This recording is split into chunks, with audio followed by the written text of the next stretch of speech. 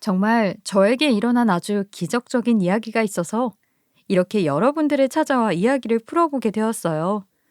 지금 생각해도 얼떨떨한 저의 이야기를 모쪼록 끝까지 들어주시고 사람의 인연이라는 게 가벼이 여겨서는 안 되는 것이구나 하는 것을 느껴보셨으면 좋겠습니다.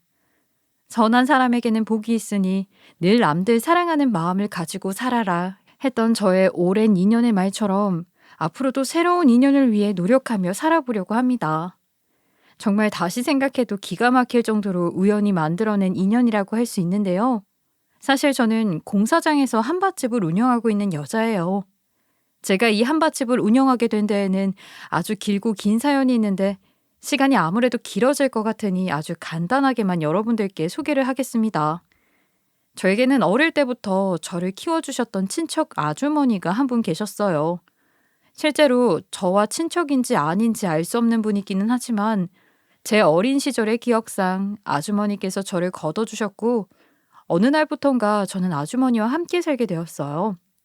글쎄요, 너무 오래된 기억이라 제가 그분에게 맡겨진 건지 아니면 길에서 떠돌던 저를 걷어주신 건지는 그건 잘 모르겠습니다.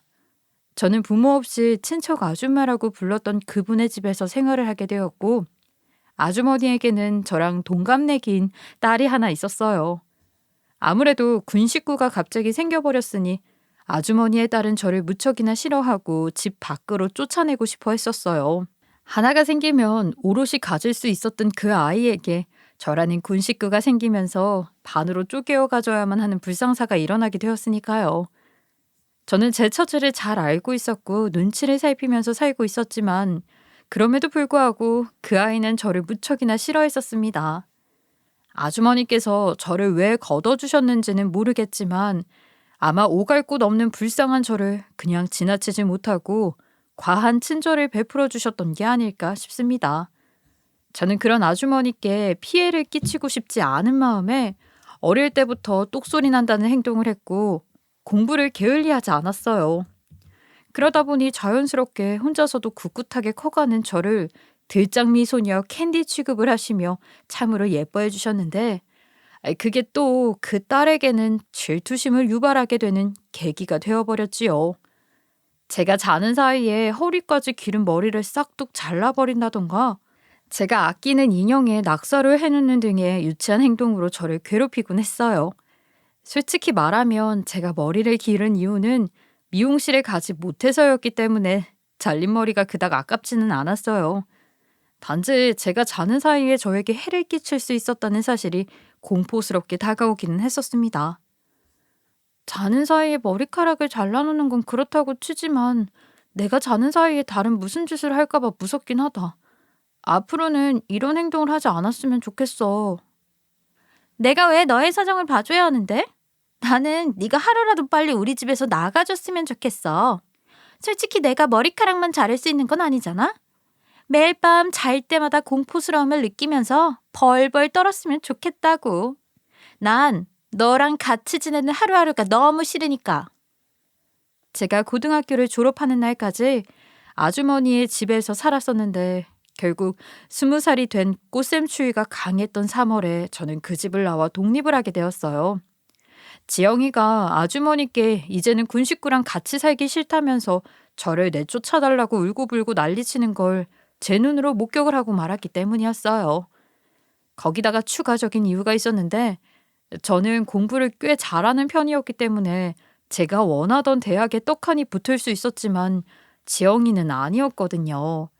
모든 대학에 다 떨어지고 나서 저에 대한 자격지심이 훨씬 더 불같이 타오르게 되었던 것이죠. 하지만 제가 돈이 있겠습니까? 뭐가 있겠습니까? 번번한 가족도 없는 떠돌이 신세였기 때문에 사실 저는 학자금 대출도 나오지 않는 형편이었어요.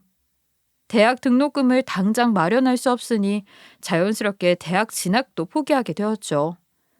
아주머니께서는 저에게 지영이가 대학에 가지 못했으니 1년치 대학 등록금을 내주시겠다며 명문대에 붙은 게 아까우니까 대학을 다니라고 말씀을 해주셨어요.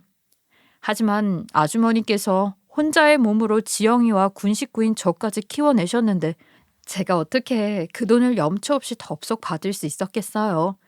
거기다가 자격지심으로 똘똘 뭉쳐있는 지영이에게 저 혼자 대학에 간다고 이야기를 하면 정말 무슨 사달이 벌어질지 모를 일이었어요.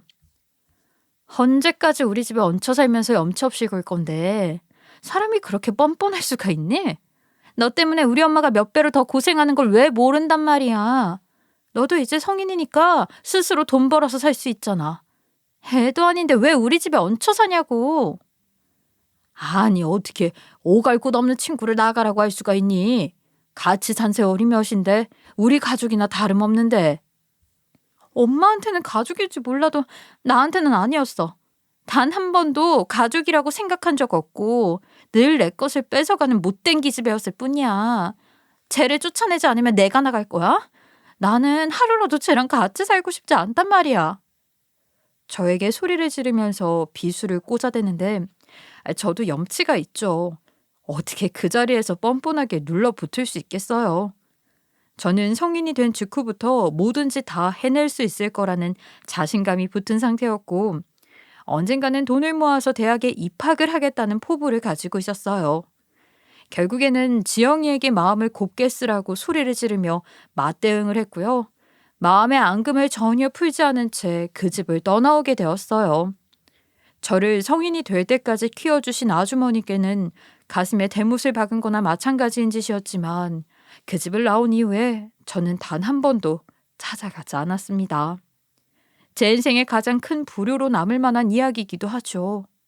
제가 참 철이 없었던 시절의 일이긴 하지만 시간이 흐르고 나니 더욱더 찾아뵙기가 어렵더군요. 제가 없이 행복한 그 단란한 가족을 보니까 힘들 것 같았기 때문이었어요.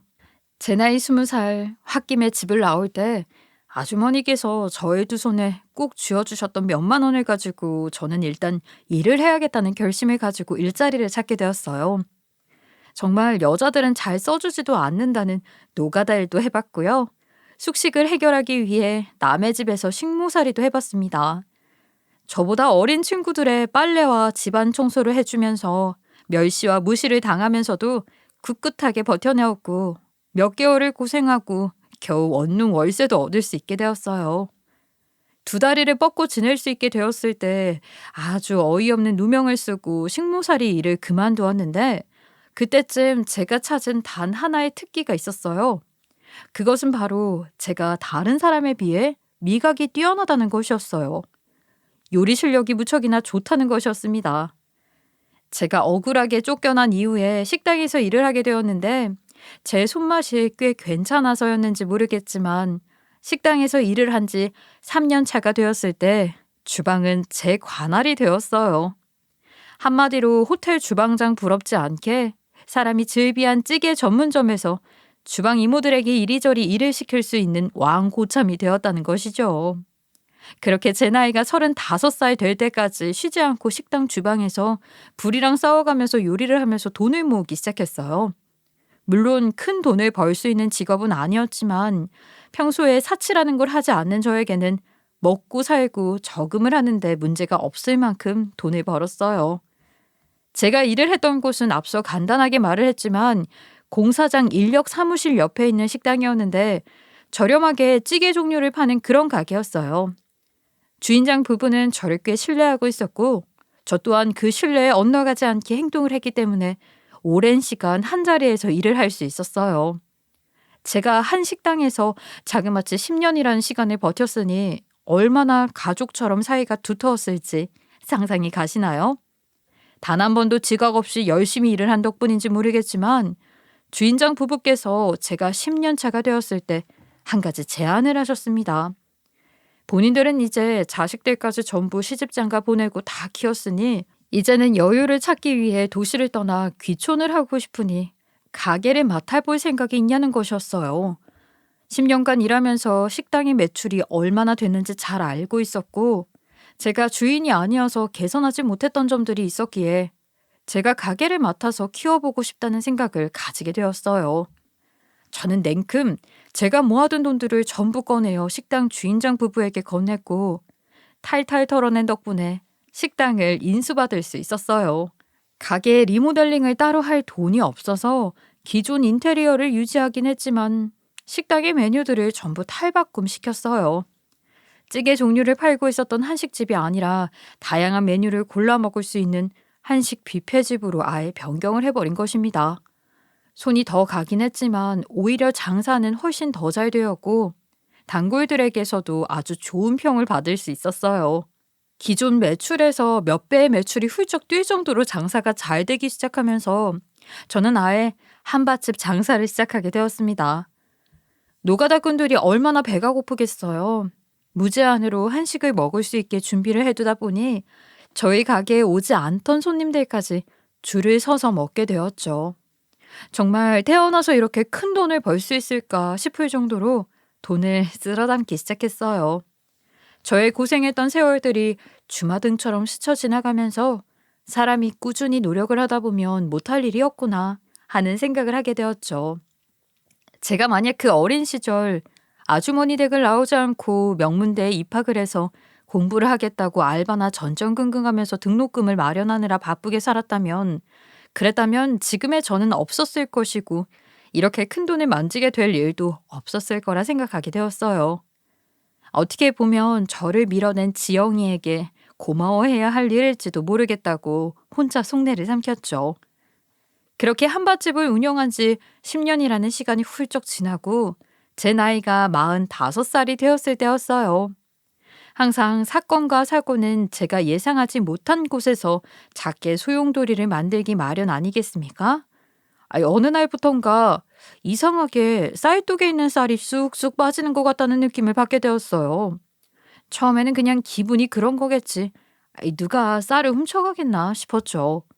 세상에 요즘 시대에 쌀이 없어서 남의 가게에서 쌀을 훔쳐가는 사람이 몇이나 되겠냐는 아니란 생각을 한 것입니다. 근데 평소 쌀독에 쌀을 한번 채워두면 일주일 정도는 넉넉하게 두고 쓸 수 있는데 이상하게 5일에서 6일 정도 지나면 쌀이 뚝 떨어지는 게 아니겠어요? 그냥 평소보다 밥을 많이 했었나 하고 넘어갔었는데 이게 계속 반복이 되다 보니까 제가 밥하는 양을 체크하게 되었어요. 하지만 밥을 하는 양이 늘어난 것도 아니었습니다.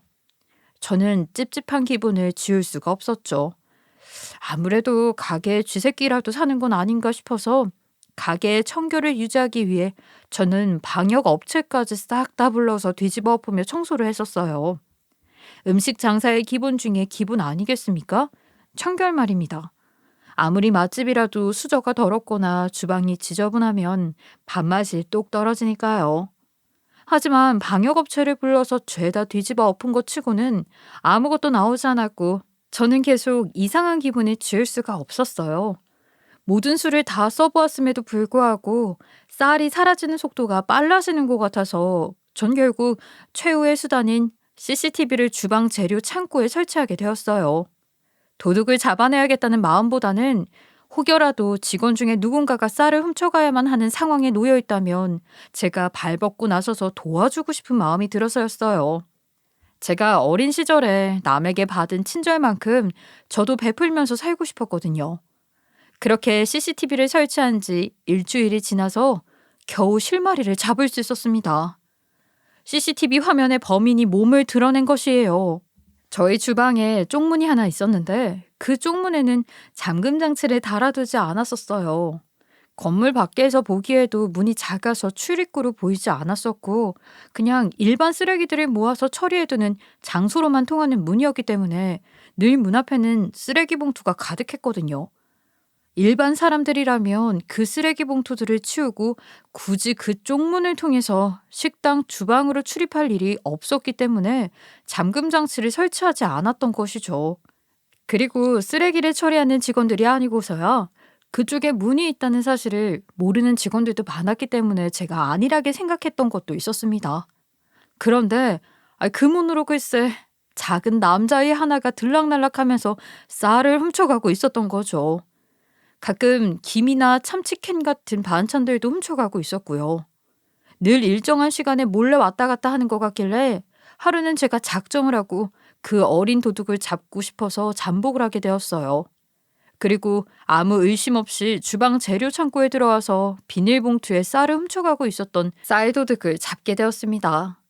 제가 일부러 놀래키려고 한 것은 아니었지만 내 이 녀석 하고 부르자 아이가 놀랐는지 그 자리에 엉덩방아를 찌우면서 놀래서 주저앉더라고요. 저는 눈망울을 흔들며 놀래서 저를 바라보고 있는 아이를 진정시키는 게 우선이라고 생각을 했기에 아이에게 차분하게 말을 했어요. 저기 놀라지 말고 혼내려는 거 아니니까 마음 진정부터 하고 이야기를 좀 했으면 좋겠다. 무슨 사정이 있길래 여기까지 들어와서 쌀을 훔치는 거니? 잘못했어요, 아주머니. 정말 잘못했습니다. 죄송해요. 제가 나중에 훔쳐갔던 쌀 모두 갚아드릴게요.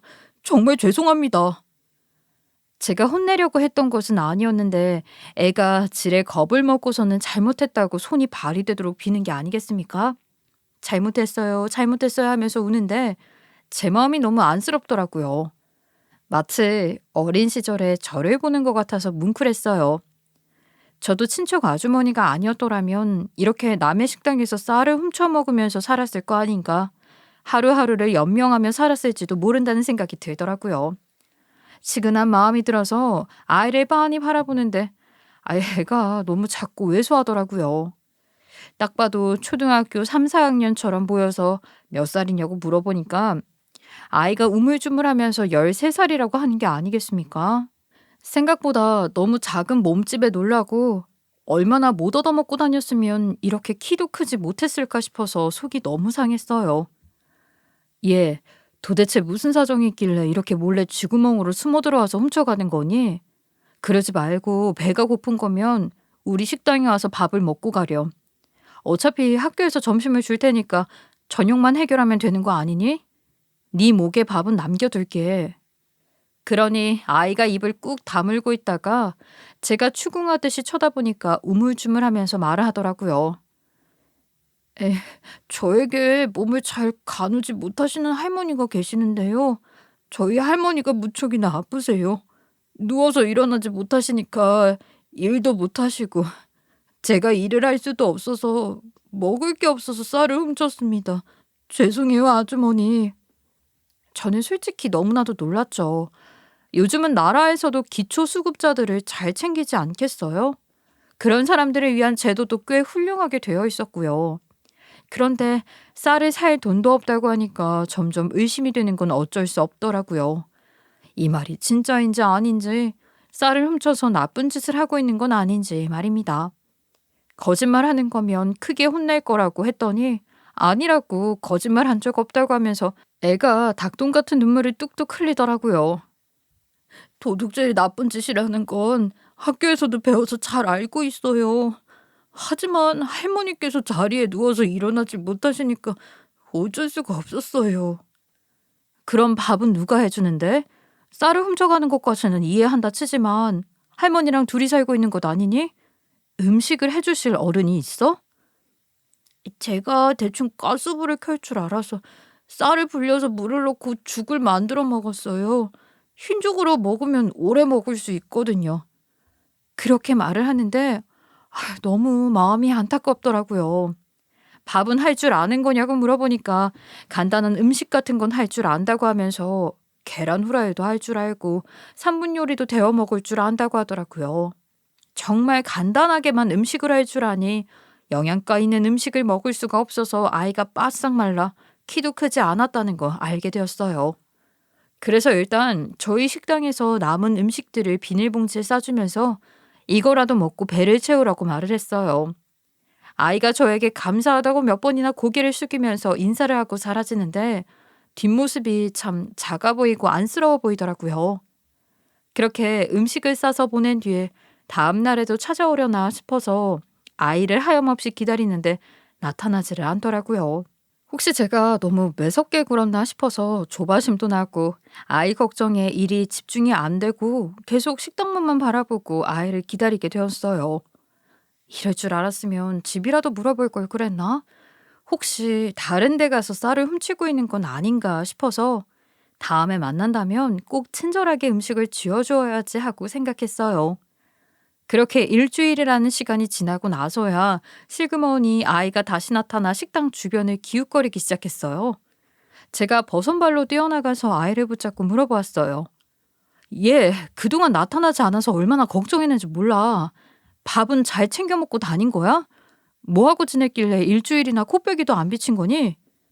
그러니까 아이가 고개를 끄덕이면서 밥은 잘 챙겨 먹고 있었다고 하더라고요. 어디서 먹을 걸 구했냐고 할머니가 일어나신 거냐고 하니까 때마침 보조금이 나오는 시기라서 그걸로 밥을 사다 먹을 수가 있었다고 하더라고요. 지난번에 주셨던 반찬은 정말 맛있게 할머니와 나눠 먹었어요. 사장님 덕분에 배부르게 먹을 수 있어서 감사했습니다.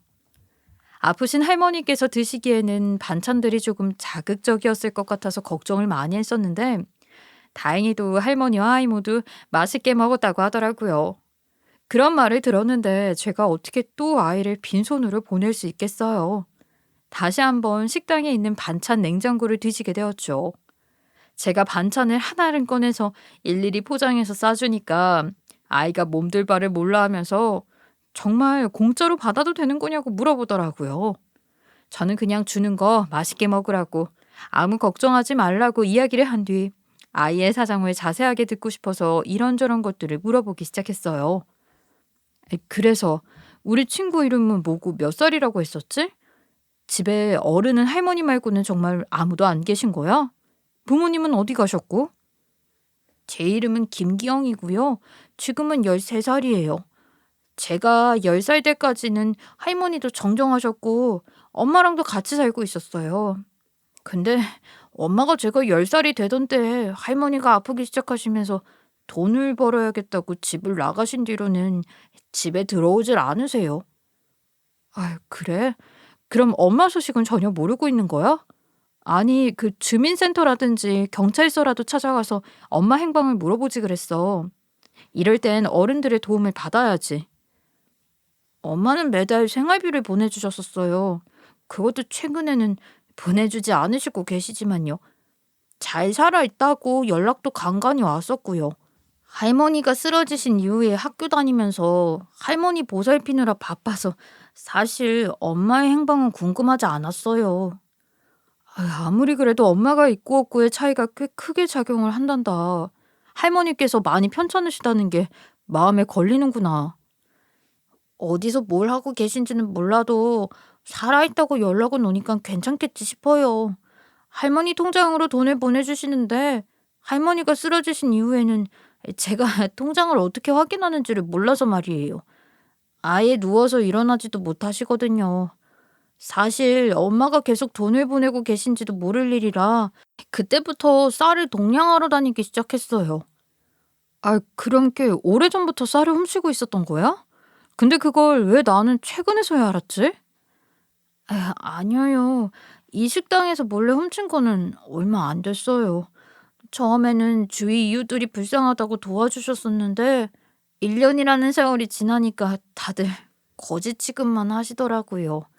그렇게 구걸하러 다니지만 말고 신문 배달이라도 해보라고 하시는데 초등학생이 어디서 일을 할 수 있겠어요?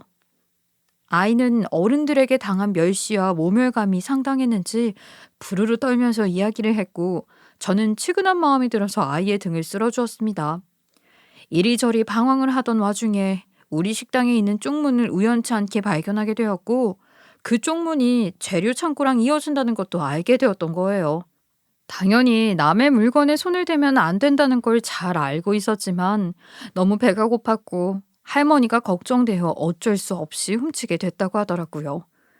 그 이야기를 듣는데 어찌나 가슴이 찢어질 것처럼 아프던지 저에게도 충분히 일어날 수 있는 일이지 않겠어요? 제 어릴 적 모습과 겹쳐지면서 저는 한 가지 결심을 하게 되었어요. 남들이 보았을 때는 오지랖이라고 느껴질 수 있을지 모르겠지만 제가 이 아이를 도와줘야겠다는 책임감이 생겼어요. 제 나이가 40대 후반을 향해 달려가고 있긴 하지만 먹고 사는 게 바빠서 남들 다 하는 연애 한 번을 제대로 한 적이 없었고 당연히도 결혼조차 하지 않았으니까요. 벌만큼 벌게 된 이후에도 저는 한 남자에게 얽매여 살겠다는 생각을 해본 적이 없었으니 당연히 자식도 없지 않겠습니까? 홀로의 몸으로 살면서 어차피 돈을 모아봐야 저를 위해 사용하는 것 말고는 다른 데 돈 쓸 일도 없었고 그저 직원들 복지나 챙겨야겠다 하고 있었으니까요. 삶의 여유는 돈에서 나오는 건데 저에게 충분한 돈이 있었으니 당연히 이 아이를 자식처럼 키워도 되지 않을까? 싶은 생각이 생긴 겁니다. 몸이 안 좋으신 할머니를 대신해서 아이를 위해 제가 지원을 하다 보면 언젠가에 저처럼 이 아이도 감사한 마음을 가지지 않을까 싶었던 거죠. 저처럼 나름 여유를 가지고 살게 되었을 때 또 다른 아이들을 위해서 봉사하고 마음을 쓰면서 살게 된다면 그걸로 충분할 것 같았어요. 물론 엄마가 있는 아이였기 때문에 제가 입양을 한다던가 데리고 살 수 있는 처지는 아니었지만 사실 그 엄마가 연락이 두절된 상태니까요. 제가 또 다른 엄마가 되어서 아이에게 의지가 되는 사람이 된다면 너무나도 좋을 것 같다는 생각을 하게 되었어요. 저는 우리 식당에 식자재를 납품해주는 담당 삼촌에게 연락을 해서 식자재를 추가로 더 부탁하게 되었어요. 최대한 영양가가 있고 자극적이지 않은 음식들을 만들어서 할머니와 아이가 충분히 배불리 먹을 수 있는 반찬을 만들어주고 싶었거든요. 영양가가 있는 음식을 먹고 할머니께서도 회복에 신경을 쓴다면 아이에게 더 큰 울타리를 만들어줄 수 있을 거라 생각했어요. 제가 어릴 때 받았던 친척 아줌마의 사랑을 또 다른 아이에게 실천할 수 있다는 게 참 좋았습니다. 어떻게 보면 시간이 꽤 걸리게 된 보답이긴 하지만 잊지 않고 이런 생각을 할 수 있게 만들어주신 아주머니께 다시 한번 감사 인사를 속으로 전했어요. 저는 보존력이 괜찮은 식자재들을 준비해서 아이네 집으로 찾아가야겠다고 마음을 먹게 되었고 음식을 열심히 만들었습니다. 쌀도 일부러 넉넉하게 20kg짜리 4포대나 추가로 주문을 했고 아이가 적어도 밥 걱정 없이 살았으면 좋겠다는 마음을 먹었어요. 제가 이런 걸 준비한다고 생색을 내진 않았지만 아이에게 충분히 설명을 하고 아이의 집으로 찾아가기로 약속을 정했어요. 제가 다 들기에는 무리가 있을 만큼의 양이 채워졌기 때문에 식자재 담당 삼촌에게 부탁을 드렸더니 좋은 일 하신다면서 도와주시겠다고 하더라고요. 남들 눈에 보여지는 기부를 하겠다는 마음은 없었지만 타인에게 칭찬을 받으니 또 기분은 좋더라고요. 아이와 삼촌 그리고 저까지 셋이서 바리바리 음식들과 재료들을 싸들고 아이의 집으로 찾아가게 되었어요. 깊은 골목을 요리조리 지나는데 차가 들어갈 수 없을 만큼 좁은 골목 사이에 계단 밑으로 내려가는 게 아니겠습니까? 정말 TV에서만 보던 반지하 쪽방 같은 곳에서 살고 있었는데 세상에 저희 동네에 이런 집이 있다는 것조차 모르고 살았던 제가 부끄러웠어요. 창문도 작아서 집에는 햇빛이 거의 들어오지 않았고 반지하다이다 보니까 벌레며 오물 같은 게 창문에 쌓여 있어 정말 사람이 살 환경이 아니더라고요. 곰팡이까지 온 집안에 덕지덕지 붙어 있는데 숨을 쉬면 꼭 폐에 곰팡이가 달라붙을 것 같은 모습이었어요. 이런 환경에서도 쌀을 훔치는 나쁜 짓을 저지르긴 했지만 더 엇나가지 않고 할머니를 보살피며 학교를 착실하게 다닌 기영이가 대단하다고 생각했어요. 참으로 잘 버텨준 아이의 머리를 쓰다듬어주고 주방에 가서 식자재들과 준비해온 음식을 풀었습니다. 주방이라고 해봐야 코딱지만한 공간이 전부라서 당황스러웠지만 저는 꿋꿋하게 음식들도 상을 차리고 할머님이 드실 죽을 만들었습니다. 일부러 최고급 한우로 준비를 해서 뭉근하게 국물을 내 푹 끓이고 신선한 재료들을 넣은 고기죽을 썼죠. 누가 왔는지조차 모르시고 등져 누워있는 할머님을 깨워서 죽을 좀 드시라고 들이밀었는데 정말 온몸에 소름이 돋는 줄 알았어요. 할머님의 얼굴이 이상하게 낯이 있고 익숙한 얼굴이지 않겠습니까? 순간 머리에 망치를 맞은 것 같은 기분이 들었어요. 혹시 할머님 성함이 김자, 하자, 영자 맞으세요? 김아영 아주머니 맞으시냐고요? 제가 물어보니까 할머님께서 저를 딱 올려다보시는데 얼굴에 주름이 자글자글하고 검버섯이 가득 피어 있는데도 딱 알아보겠더라고요. 저는 순간 입이 떡 벌어지면서 아무 말도 못하고 할머니를 쳐다보았고 할머니도 저를 빤히 보시더니 눈가에 눈물이 올라오기 시작했어요. 영문을 모르고 지켜보던 식자재 담당 삼촌과 아이는 저와 할머니를 번갈아 가며 바라보다가 아이가 먼저 입을 열었어요. 우리 할머니 성함이 김아영 맞는데 아주머니가 우리 할머니 이름을 어떻게 아세요?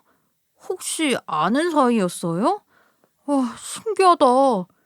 순간 저도 모르게 눈물이 팍 터지면서 할머니의 손을 잡고 엉엉 우니 할머니도 제 손을 꼭 잡아주시고는 눈물을 뚝뚝 흘렸습니다. 갑자기 이상가족이라도 상봉한 것 마냥 서로를 부둥켜 안고 우니 삼촌과 아이는 어쩔 줄 몰라 하더라고요. 할머니는 바로 다들 예상하셨다시피 어릴 때 저를 맡아 키워주셨던 그 친척 아주머니였습니다. 저는 놀라서 아이를 향해 그럼 네 어머니의 성함이 윤지영이냐고 물어보니 아이가 맞다면서 고개를 끄덕이더라고요. 저를 시기 질투해서 집에서 쫓아냈던 그 지영이의 아들이 바로 저희 집에서 쌀을 훔쳤던 기영이었던 것입니다.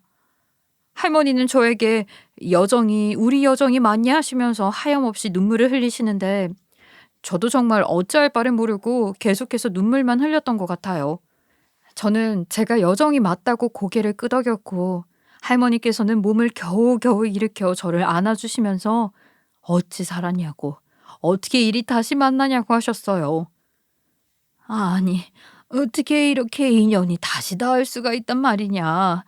우리의 인연이 질기긴 질긴가 보다. 가족보다 더 질긴 인연이 여기 있었네. 우리 여정이 그동안 어떻게 살았길래. 아니, 우리 손주랑은 어떻게 만나게 된 거야? 내가 물어보고 싶은 말이 한두 개가 아니다. 그렇게 20살에 집을 나간 뒤로 어쩜 한 번을 찾아와 볼 생각을 하질 않니? 내가 얼마나 걱정을 했었는지 모른다, 여정아.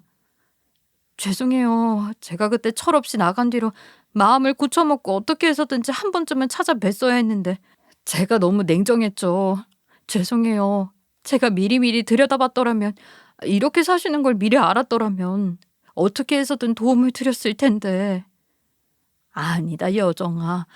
이렇게 번듯하게 자라줘서 너무나도 고맙구나. 내가 너 키우면서 제대로 해준 것도 없는데 이런 걸 받아도 될지 모르겠구나. 무슨 소리 하시는 거예요, 아주머니. 아니었다면 저는 길거리에서 굶어 죽었을지도 몰라요. 아주머니 덕분에 제가 이렇게 살아올 수 있었던 거예요.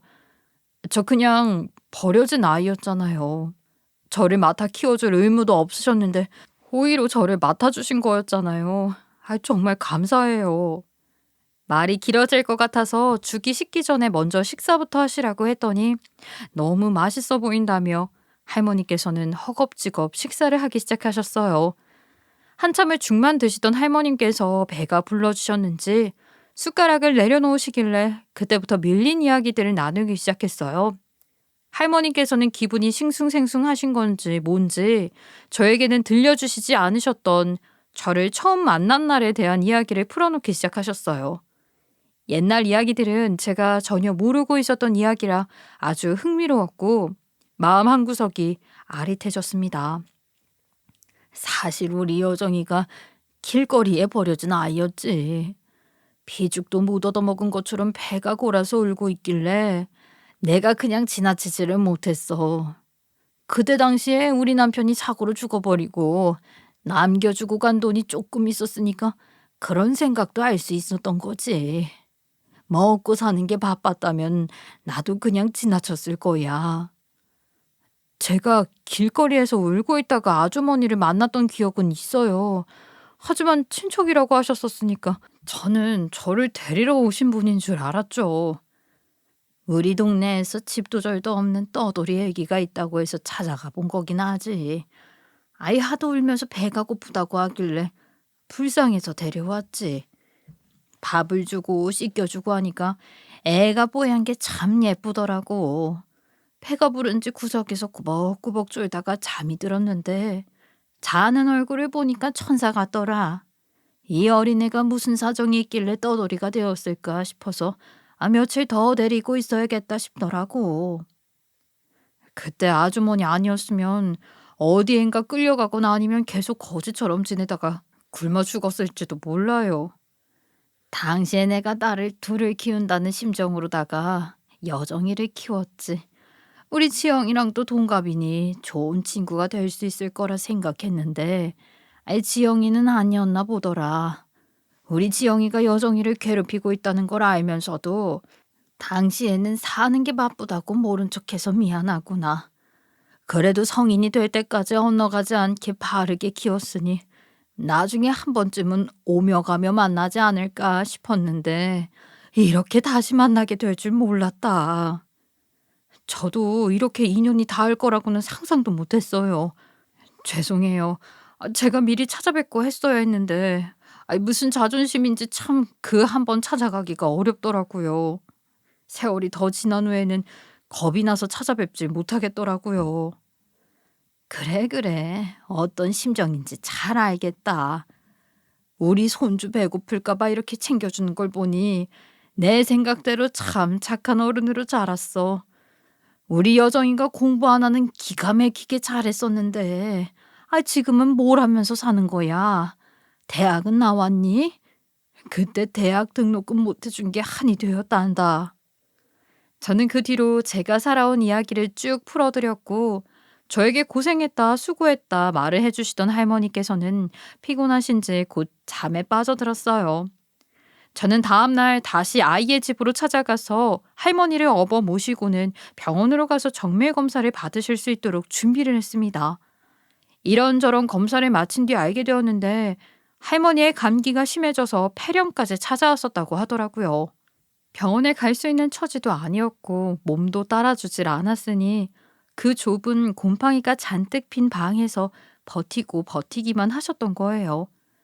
그 뒤로 저는 꾸준히 그 반자 집에 찾아가서 청소도 깨끗하게 해드리고 할머니를 모시고 꾸준히 병원에 다니기 시작했어요.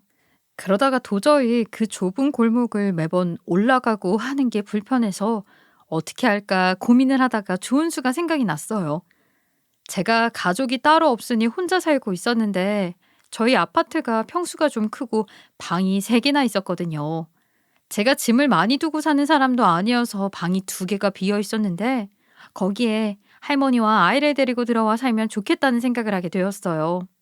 처음에는 당연히 극구 거절을 했지만 저는 꾸준히 어린 시절 일을 들먹이며 설득을 했고 키워준 은혜를 갚으려고 하는 것이니 20년만 모시고 살겠다고 엄포를 놓았어요. 결국에는 못 이기는 척 저를 따라 아파트로 이사를 오게 되었는데 아이가 정말 방방 뛰면서 좋아하더라고요. 우와, 저도 엘리베이터가 있는 집에서 꼭 한번 살아보고 싶었어요. 나중에 돈 많이 벌면 할머니랑 엘리베이터 있는 집 사는 게 목표였는데 이렇게 꿈을 이루어 주셔서 정말 감사합니다. 이제 친구들이 곰팡이 냄새 난다고 안 놀리겠어요. 와, 집이 너무 좋아요. 저는 감사하다고 연신 인사를 하는 아이를 데리고 또래 애들 사이에서 유행한다는 가방이며 옷을 사주고는 앞으로 필요한 게 있으면 저에게 이야기를 하라 했습니다. 내가 너의 이모나 다름없는 사람이니 부담스러워하지 말아달라고 하니 아이도 좋은지 고개를 끄덕이더라고요. 저는 매일같이 할머니와 아이의 식사를 챙기고 생활의 편의를 봐드리면서 시간을 보냈고 아이의 숙제도 도와주고 하루를 보내며 힘들었던 일에 대해 이야기도 들어주었어요. 아이는 대화를 할 사람이 필요했었는지 저에게 시시콜콜 학교 생활에서 불편했던 일과 친구들 사이에서 힘들었던 일을 이야기해 주었어요. 정말 한 가족이 된 것 같은 기분이 들며 행복했습니다. 그러다 보니 문득 아이가 그런 말을 하더라고요. 자기 엄마가 뭘 하고 사는지 궁금하다고요. 나는 지금이 태어난 이후로 세상에서 제일 행복한 시기인데 우리 엄마도 행복하게 지내고 있을까요? 엄마가 보고 싶어요.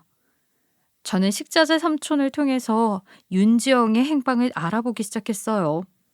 식자재 삼촌이 전국에 거래처가 있기 때문에 발이 무척이나 넓었거든요. 그렇게 수소문을 한 지 5개월이 되었을 때 정말 기적처럼 윤지영의 행방을 알게 되었는데 전라도 어디 시골에 있는 식당에서 일을 하고 있다고 하더라고요.